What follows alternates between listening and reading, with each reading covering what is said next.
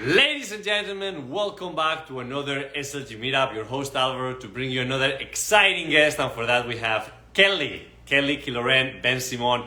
She was named by Forbes Real Estate Mogul. She's also an author, stylish, in icon, in style, and also a supermodel. So very excited to bring her here on board to talk about anything real estate related, super high end, and how to really take your brand to the next level. We'll be touching base also on some of the latest trends in the market, and as well as we always do, what is really the meaning of luxury to her. Cheers. Hi. What's going on, Kelly?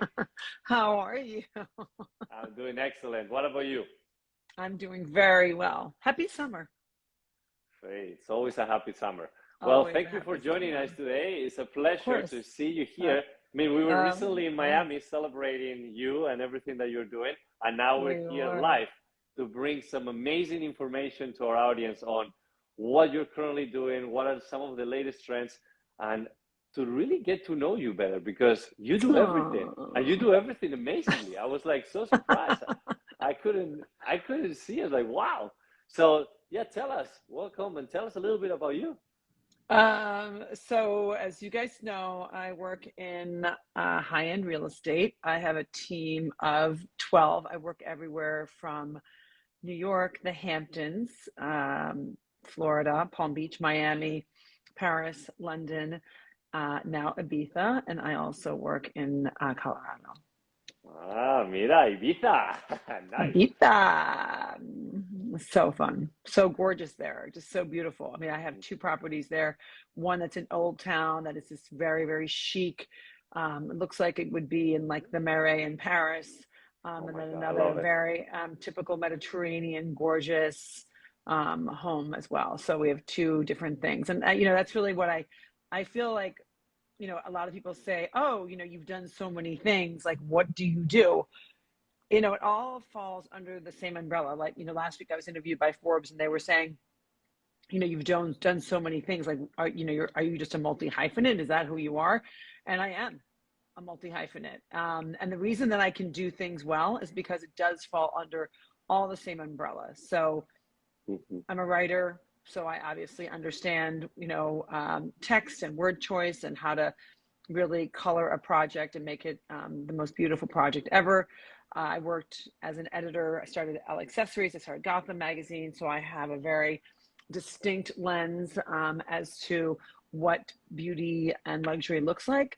I've written 7 books, one for the Costume Institute at the Metropolitan Museum of Art. It's a the Costume Institute is what we know as the Met Ball today, but there's actually a small group of women there's 7.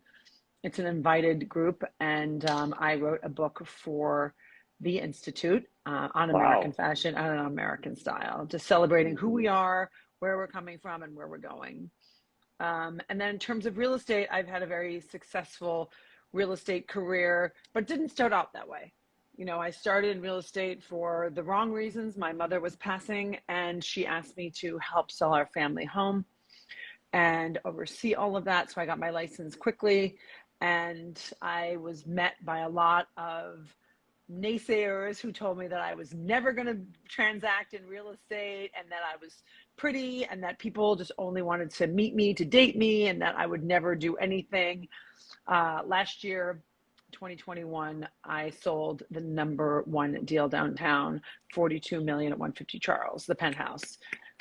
And then I was also the Rookie of the Year, and I sold over 110 last year. This year, I have a team of 12 at Douglas Elliman. It's called the Killoren Bensimon team, and I have the most amazing, diverse men and women on my team. And my team is completely different because they come from all different walks of life. A lot of them have second degrees, meaning MBAs or law degrees, and they are diverse because they, deal in they have different strengths. And so whereas, a lot of teams are like, oh, I'm only real estate focused, I'm lifestyle and brand focused, and I want my clients to feel very, very comfortable with my clients, wherever they are. And, yesterday was a true testament to that. We all headed out to the Hamptons. I have a beautiful new development in Meecox Bay, $29.5 million. It's 11,000 square feet, 6,000 square feet of outdoor space. It is so phenomenal. And we're in the Hamptons. I've lived in the Hamptons for all my life. I built the most beautiful home there with an incredible architect. So I understand how it is to actually build a home, buy a property, build a home, and sell a home. I understand that. And that is actually very different than, you know, selling someone else's home. It's totally different when you actually know what that whole framework really looks like. So anyway, I have the most beautiful home. Everyone loves the ocean. I love the ocean, but the only problem about buying a home in the ocean in the Hamptons is that we have something that's called a hurricane, and water does not discriminate. And we've seen since the hurricane in 1938, we saw an amazing hurricane come in and create all these incredible inlets in the Hamptons. And so the hurricanes coupled with the sharks are not really my favorite. Those oceanfront properties, they're not really my favorite. What is my favorite is this beautiful bay. It's called Meecox Bay. The property is on Burnett's Creek. It has you have 3 of your own beaches. It's unbelievable. If you like water sports, kite surfing, windsurfing, paddle boarding, if you have younger children, it's safe, it's beautiful. It's just going to be a beautiful, beautiful property. So I'm very excited to be a part of that. Congratulations. No, listen, I mean, I'm just speechless. I'm here just listening to you and admiring everything that you have accomplished. And, you know, I think that we both can relate to a certain degree on that whole lifespan, on combining different things that you're passionate about and putting them under the same umbrella. Because, you know, I'm writing my book and I kind of relate on a lot of the things that you said. So for those that are listening to us today, I'm sure you're an inspiration, right? And not just an inspiration, but I believe that you're empowering other people to pursue their dreams and not just do one thing that is completely the opposite from the other, but kind of compact it together. Now, my question to you, because obviously when you're starting or somebody that is kind of like in the way of getting to the top, what do you choose first? Do you have to focus your attention and energy on writing a book first, or on getting attention online, on building your brand, or on selling real estate? Like, what will you focus on if you have to choose? You know, when I started in this business, and I told you there were a lot of Debbie Downers telling me I was going to be nobody, and it wasn't just one, it was multiple people. I just pivoted and switched gears because I don't really care what anyone thinks. I never have, and I'm not going to start. And so I just switched gears and I started, I had this social media following from being on television. And so I was just put on my expert lens and I went to every single new development and I learned everything about new development, because when I started in real estate, new development was the, hot button topic. Everyone's talking about new development. Everyone was talking about the golf simulator. Everyone was talking about the tennis court. Everyone's talking about the basketball court and all these different amenities that came with these beautiful new developments. So that I became the new development expert on, so when anyone ever talked to me about real estate, I would just go right into new development. And so it was just really something that really helped me have a narrative. And one thing that I always tell my team at my team meetings, and you should come in on one of our team meetings, and I actually we're going to start to offer opportunities to come in on a team meeting. So we do everything. We start off with the market report. So we talk about what's going on in the market. So let's do that with you, Alvaro, right now. So the market report. We saw 16 apartments over 4 million sold in New York City. That's not good. But one thing about the market report that we have to remember is that this is only in New York City. So this is not something that's nationwide. We're seeing a lot of different kinds of sales that are happening in New York. And that's why after the market report, we always jump over to the Wall Street Journal Mansion Report, so that we have an understanding of what is happening not only in New York, but what is happening all over the country. And I think that's one thing that's really important, especially if you're going to be in real estate. You have to have an understanding of real estate as a whole, not just the price per square foot in one neighborhood. You have to really have an understanding of that. So let's just go to the mention report and kind of see what's going on. Okay, George Schultz, his longtime San Francisco home, lists for $29 million. Montecito, we love Montecito. Who doesn't love that? Right in the heart of Santa Barbara, Yeah. with views of the mountains, is asking $22.5 million. LA Belle Isle neighborhood, an Italian villa, sells for $35 million. So we are seeing a lot of movement in the US. I mean, granted, the number one deal in New York last week was 14.5 at 70 Vestry Street, but that does not mean that there is not money being spent in the US. I mean, we just saw last week a house in the Hamptons sold for $100 million. So we do know that there is a lot of money. We also do know that there is some risk right now with what's happening in the actual financial markets. I am not a financial forecaster, but if you need one, I am definitely able to give you and find one for you. Yes.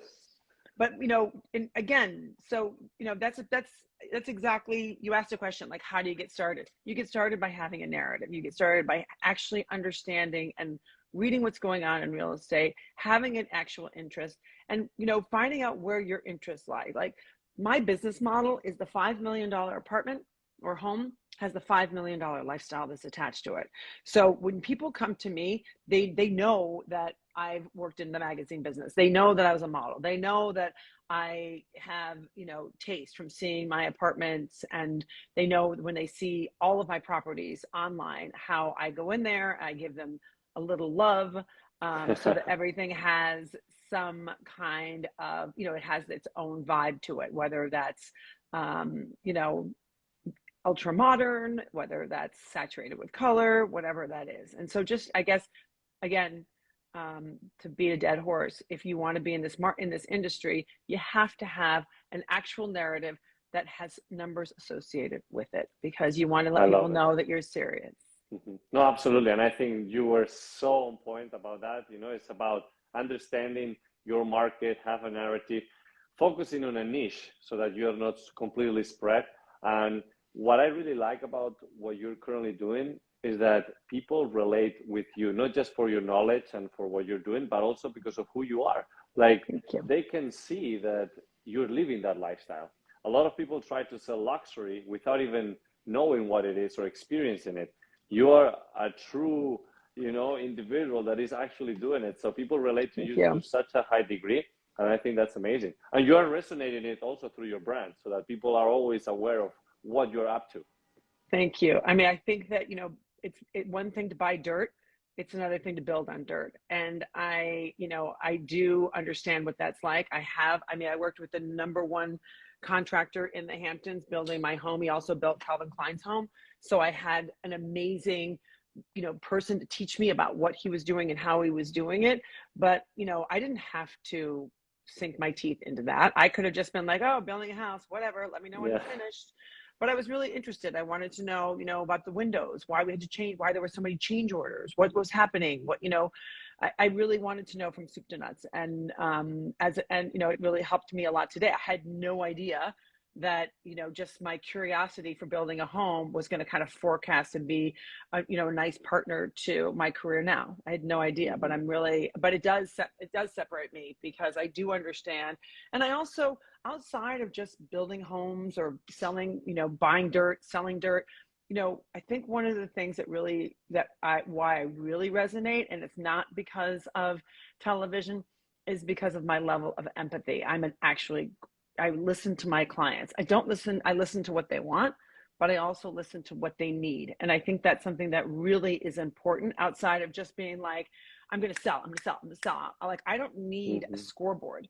Like, I already have right now, in the past, 4 months, I have $260 million worth of properties right now that we've, since year to date, by myself. That's not even including my team. So I'm not worried. I'm not worried about anybody else.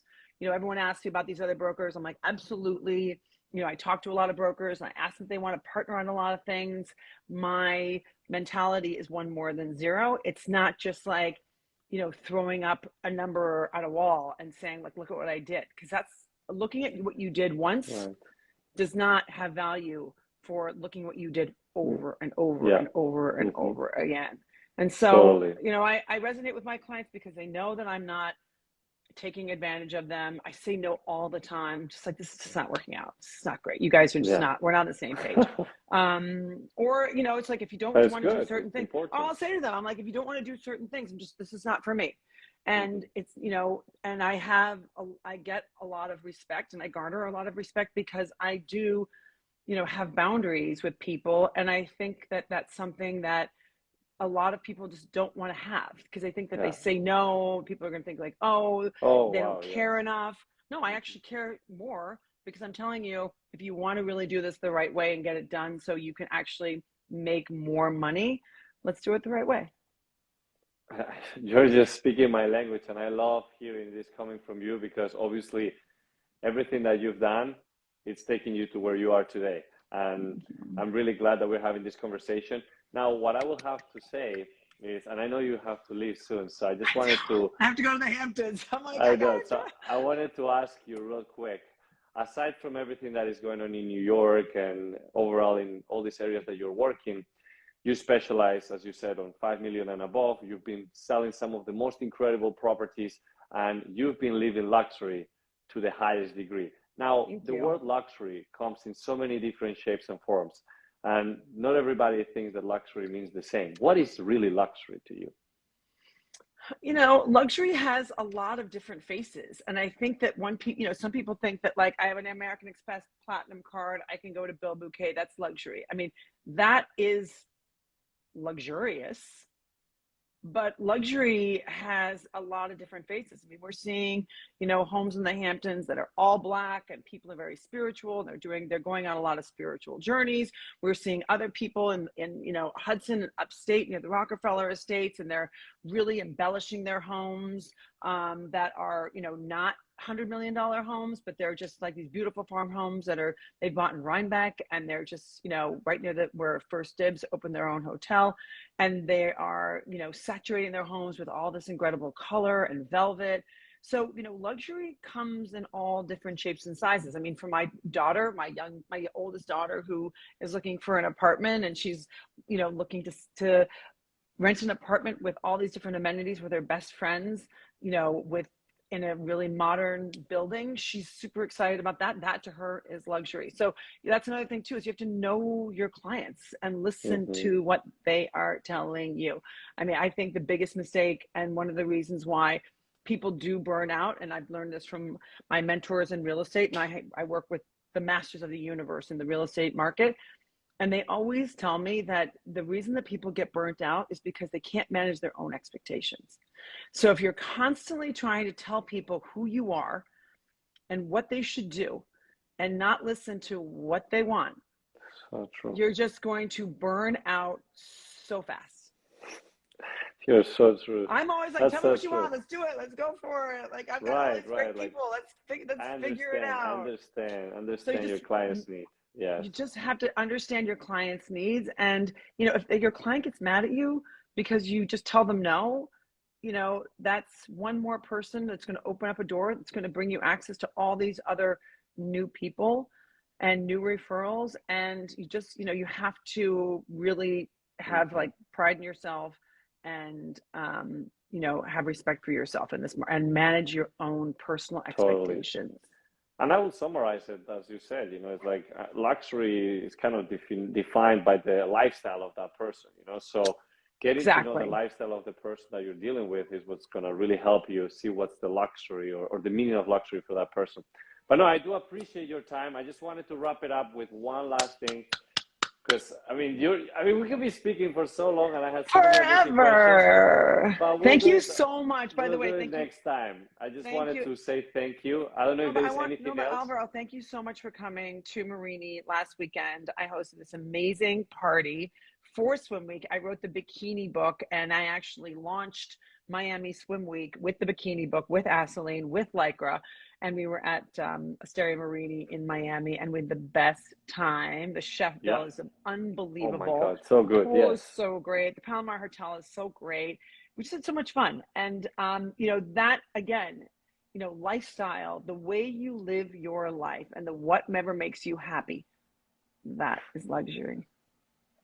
Indeed. Well, thank you so much, Kelly. For everybody watching it now or listening to it later, please make sure to follow Kelly what's the best way to keep up with Kelly and see what you're doing? Instagram? I mean, I think the best way is on Instagram. You guys can always check in on LinkedIn. I have a Facebook fan page you guys are welcome to see. You know, I do want anyone who's listening today or watching, please DM me, ask me questions. You know, it is my honor to listen to what you're interested in. And also, you know, I want to be better. So if you guys have anything that you saw today that you think you want to criticize or that you thought was great, you know, that is really valuable to me. So I really appreciate you for that. Well, I'm sure that a lot of people are going to find great information on everything that you shared today. So I'm pleased that we got to do this. Now, go to the Hamptons. Good luck with all your projects. I'll be in New York on Tuesday, so we'll be in touch because we I might can't see each wait to other. see. I can't wait. And yeah, thanks again. We'll speak very soon. Best of luck with all your projects. Happy weekend. Happy summer. Happy weekend. Bye. Bye. Bye.